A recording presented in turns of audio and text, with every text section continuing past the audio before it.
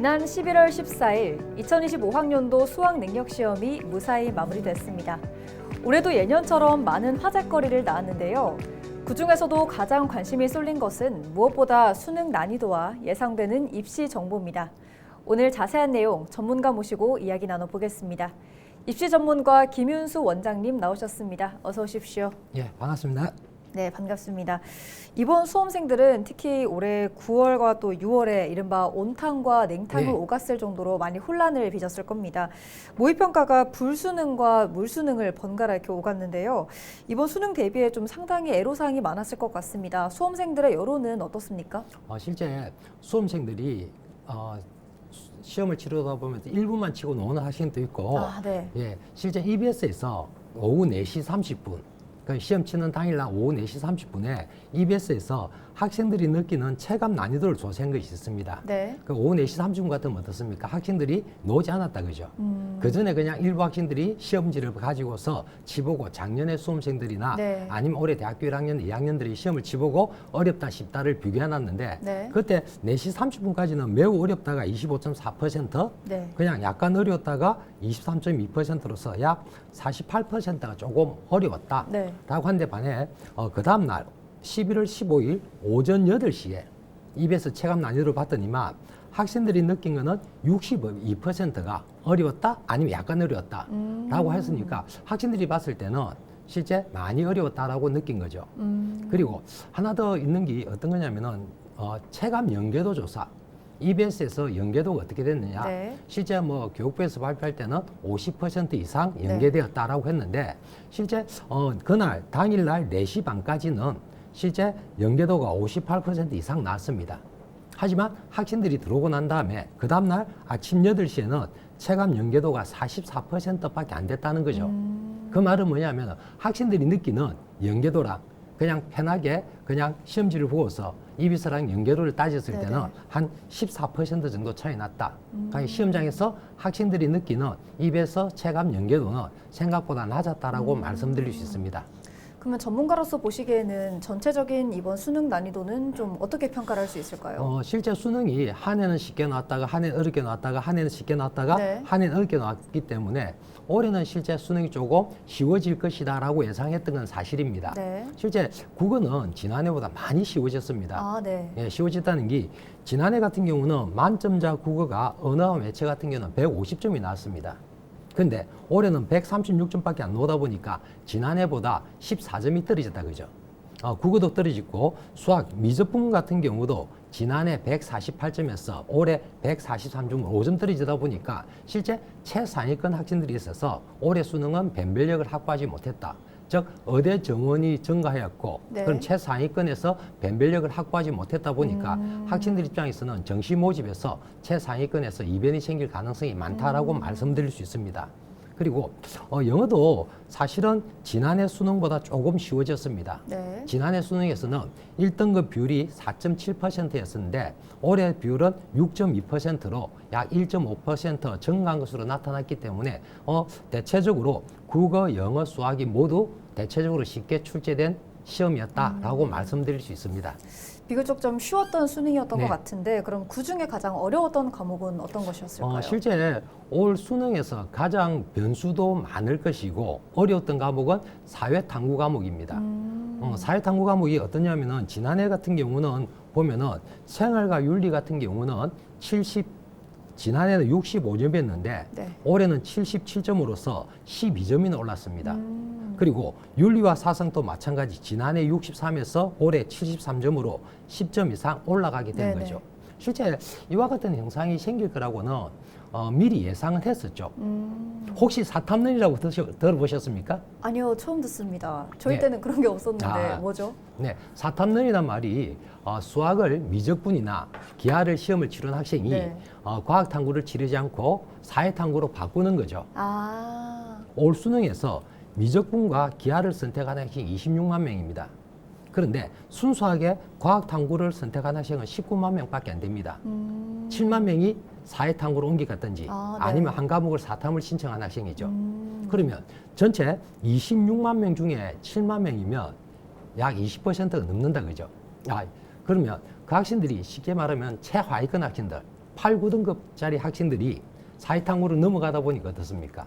과학탐구는 조금 잘하는 학생이 남아있겠다, 그죠? 네, 그럼 점수 받기가 더 어려웠겠네요. 그렇죠. 과학탐구에서. 예. 네. 그게 반해 사회탐구는 어떻습니까? 조금 더 쉬웠겠네요. 예. 네. 그러다 보니까 하위권 학생이 많이 가다 보니까 평균이 조금 낮아지겠죠. 평균이 낮아지다 보니까 만점 좌표점이 높아지고 그에 반해 과학탐구는 어떻습니까? 하위권이 빠져나가다 보니까 그쵸. 평균은 올라가죠. 예, 올라가다 네. 보니까 어떻습니까? 만점 좌표 네, 표준 네. 점수는 낮아질 수밖에 없었죠. 그래서 올해 같은 경우는 여태까지는 뭐 문과 침공이다. 즉 이과 학생들이 높은 수학과 과학 탐구 점수를 가지고서 뭐 이과, 문과학과, 경영학과는 이쪽으로 지원하는 학생이 많았는데 올해는 거꾸로 문과 학생들이 오히려 이과 침공하는 학생들이 늘어날 것으로 보입니다. 즉 학생들이 가장 많이 선택한 생활과 윤리라든지 아니면 윤리와 사상 두 과목을 만점 받으면 표준 점수가 150점이 됩니다. 네. 150점이 된다면 실제 이 150점과 국어 점수와 수학 점수를 합쳐갖고 실제 우리가 대학을 지원하게 되는데 그냥 이 학생들이 만일 생활과 윤리와 사상을 만점 받은 학생이 인제대 간호학과를 간다고 예상을 한다면은 네. 실제 작년에 인제대 간호학과 컷이 한 345 정도 됐습니다. 그럼 어떻습니까? 150점을 빼고면 국어와 수학 점수가 195점만 되면 되니까 쉽게 말하면 한 개 5등급, 한 개 6등급 정도 받아도 인제대 간호학과 갈 수 있겠네요. 네. 그러다 보니까 올해는 제일 변수가 사회탐구를 선택한 학생들이 과연 이과 쪽으로 얼만큼 지원하게 될지. 그러다 보니까 부산 지역대학 같은 경우는 과학탐구, 사회탐구에 뭐 제약을 둔 대학이 부산대학밖에 없습니다. 네. 그러다 보니까 지역 보건계열, 특히 간호학과나 물리치료 이쪽은 지원하려는 자연계 학생들은 문과 학생들 동향을 잘 살펴서 지원해야 되지 않을까 생각됩니다. 네, 수능이 끝나고 나면 늘 이제 논란이 있는 문항이 발생하잖아요. 올해도 그런 문항이 좀 있었나요? 실제 뭐 올해도 같은 경우도 뭐 논란이 있었다기보다는 아파트 그 노래처럼 반복되는 단어가 국어 지문에 네네. 한 줄에 한 개씩 나오는 경우가 있었고 네네. 뭐 그 정도가 특별했고 나머지는 막 무난하지 않나 싶습니다. 네, 이제 수시 모집이 마무리된 상황이고 이제 뭐 대학별 고사라던가 면접이 남아 있는 네. 상황입니다. 부산 지역 대학에 한정해서 좀 일정도 알려주시죠. 실제 이번 주 토요일 23일 날 부산 교대 면접과 네. 부산대 논술이 치러집니다. 네. 그리고 그 다음 주 토요일 날 부산대 면접과 인제대 약대 간호학과 면접이 있고 네. 30일 토요일 날 인제대 의예과 면접이로서 실제 부산 지역 대학의 모든 입시 일정은 끝나고 네. 12월 6일 날 수능 점수가 발표되고 난 다음에 모든 대학이 12월 13일까지 수시 1차 합격자를 발표합니다. 그러면 거기서 이제 자신이 합격했다, 불합격했다를 보고서 이제 그러면은 1차 합격하더라도 최종까지는 아니니까 네. 쉽게 말하면 추가 합격도 있고 하니까 기다리는 지혜가 필요할 시기가 아닐까 생각됩니다. 네. 그렇다면 지금 현재 상황에서 수험생들은 좀 어떻게 입시를 준비하면 좋을까요? 실제 가채점 결과라는 거는 각 입시기관에서 글자 그대로 예측한 겁니다. 네. 예측한 건데 올 입시에서는 진짜 변동성이 가장 크다고 느끼는 게 어떤 거냐면은 네. 수학에 기하 과목이 있습니다. 네. 1등급을 모 기관은 86점, 모 입시기관은 94점을 예측했습니다. 네. 1등급 간의 점수가 8점이나 난다 그죠? 네. 그럼 과연 어느 학생 입장에서 내가 92점이면은 1등급이 될 수도 있고 그렇죠. 2등급이 될 수도 있고. 예. 그러니까 1등급에서도 그 정도 차이 난다면은 2, 3등급에서는 차이가 많이 날 수밖에 네. 있을 겁니다. 네. 그렇기 때문에 예를 들어서 수험생 입장에서는 한 3, 4점 차이로 내가 등급이 한 개 내려갔다. 그럴 수 있으니까 실제 한 3, 4점, 많으면 4, 5점 모자라더라도 남아있는 대학별 고사, 면접이라든지 논술을 치르고 난 다음에 수능 성적표 받고 난 다음에 내가 제대로 못 맞췄네? 그때 결정해도 되지 않을까 싶습니다. 그럼 원장님께서 보시기에 이번 수능에서 변수가 될 과목은 무엇일까요? 앞서 언급했듯이 실제 사회탐구가 가장 많이 변수가 될 것 같고 네. 실제 그에 비해 과학탐구 점수가 상대적으로 좀 작게 나왔습니다. 네. 낮게 나오다 보니까 문과 학생들이 과연 어느 정도 이과로 침공할 것이냐 네. 그것이 가장 큰 변수가 되지 않을까. 실제 서울에 있는 대학들도 서울대, 고려대와 지역대학 중에서 부산대학은 과학탐구를 지정했지만은 나머지 대학은 그 지정이 거의 없습니다. 그럼 사회탐구를 하든 과학탐구를 하든 관계없고 그쵸. 물론 대학별로 가산점을 0.5점에서 3% 아니면 5% 7% 주지만은 네. 실제 3% 준다고 하더라도 생활과 윤리에서 77점 받은 학생 입장에서는 그렇게 큰 데미지가 없기 때문에 그에 대한 부담감은 없을 겁니다. 네. 그러다 보니까 실제 올해 같은 경우는 사실 문과 학생들이 이과로 지원을 많이 할 것이다. 그럼 그 학생들이 실제 지원한다면 공대 쪽보다는 보건계열 쪽으로 지원하는 학생이 훨씬 더 많을 것이고, 특히 자연계 보건계열을 지원하려는 특히 이 학생들 같은 경우는 올해 조금 더 신중하게 지원 여부를 결정해야 될 거로 보입니다. 네. 수능 이후에 이제 입시 전략 관련해서 많은 정보들이 나오고 있는데요. 그중 하나가 이제 이번 수능 최저를 맞추기가 좀 어려울 것이다, 쉬울 것이다 이렇게 의견이 분분히 갈리고 있는데 네. 원장님께서 보시기에는 좀 어떻습니까? 실제 수능 치고 나면은 작년 수능 치고 난 다음에 나왔던 기사 중에 제일 안 맞았던 것이 네. 올해 수능이 어려워서 수능 최저 맞히기가 힘들어서 네. 의예과 최저 맞힌 학생 수가 적기 때문에 네. 정시로 이월되는 인원이 많을 것이다 라고 많은 예상을 했습니다. 네. 그런데 수능이 쉽든 어렵든 등급을 받는 것은 상대적입니다. 네. 어렵더라도 어떻습니까? 100명 중에 4명은 1등급이고 쉬워도 100명 중에 4명은 1등급입니다. 그렇죠. 그렇기 때문에 수능 난이도에 따라서 등급받기 쉽다, 등급받기 어렵다 아무 관계 없는 거죠. 그런데 단 예외는 있죠. 영어는 절대평가가 되다 보니까 네. 90점 이상이면 어떻습니까? 1등급. 네. 그러니까 영어가 올해가 작년보다 조금 쉬웠기 때문에 네. 1.5% 정도 만점자가 1등급 많아졌군요. 많아졌기 때문에 영어가 쉬웠기 때문에 등급받기 편해졌다. 영어가 어려웠기 때문에 등급받기가 어려웠다. 라는 이야기는 맞죠. 네. 그런데 올해 실제 많은 학생들과 이야기해 보면 가장 문제가 됐던 과목이 의외로 한국사입니다. 각 대학이 한국사는 일부 대학은 그냥 응시만 되지만은 부산대학이라든지 서울의 주요 대학은 한국사를 수시 모집에서 최소 4등급은 받아라라고 되어 있습니다. 4등급이 50점 만점 25점입니다. 네. 근데 올해 지금 저희 학원에서도 모 학생 둘이가 한국사를 4등급을 못 맞춰서 네. 다른 거는 최저를 맞췄는데 그게 실제 떨어지는 경우도 생기죠. 아이고.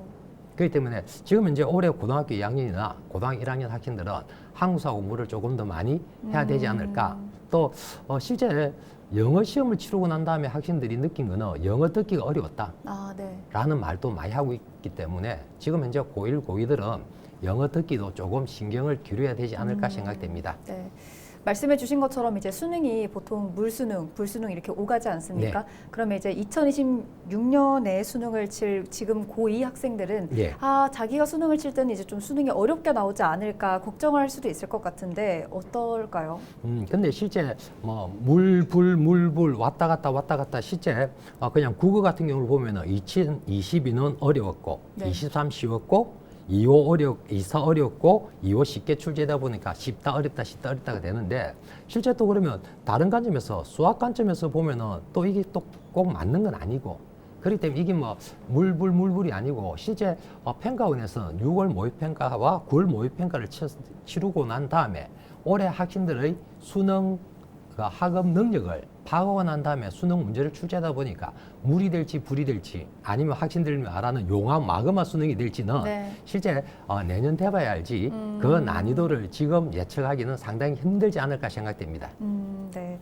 일각에서는 이제 올해 수능이 내년과 내후년에 좀 상당히 의미 있는 수능이었다라는 이야기가 나오고 있습니다. 네. 어떤 의미일까요? 실제 2022 교육과정이 개편되어서 네. 지금 현재 올로는 고등학교 1학년 학생들, 네. 지금 현재 중3 학생들이다 그죠?